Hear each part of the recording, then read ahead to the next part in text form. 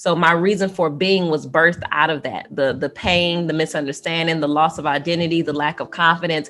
It birthed a reason for being. It now gave me a reason not to just wake up every day, go to work, go through the motions, show up. Like, it gave me a purpose. And when we say purpose, and I love how you said, like, I speak, I coach, I author, I do all of these things. Those are all the modalities and the expressions. They're the vehicles of my purpose. And a lot of times, even as women, that's how sometimes we get in that rut, because we make up our purpose is to be a wife. Our purpose is to be a business owner. Our purpose is to be this. Those are just the vehicles. Because if my purpose was just to, well, this whole situation was, your purpose was now to be a speaker.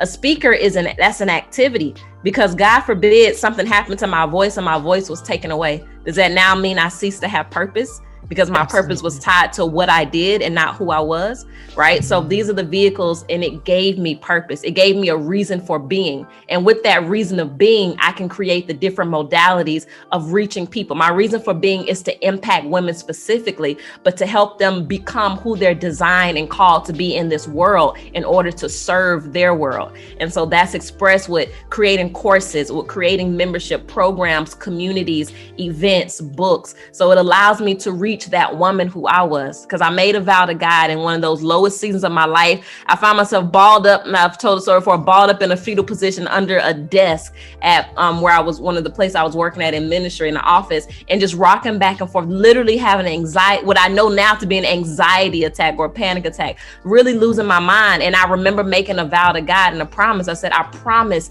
if you help me get out of this, if you help me through this, I promise to be to other women everything that I need for myself right now. So it birthed a reason for me to show up every day, a reason for me when I don't want to show up, when I don't want to be on camera, when I don't want to go out there and change the world. It's almost like I'm compelled to. Like, I can't, right. I always say, I ain't gonna say nothing. I'm gonna be quiet. But something on the inside of me burns up, because it's like, you made a vow. And it's like, these people need you. You're necessary in this world. First for yourself, but now for the other women who are you. Because their ending might not end like yours if you don't show up and do what you've been called to do. So it gave me purpose.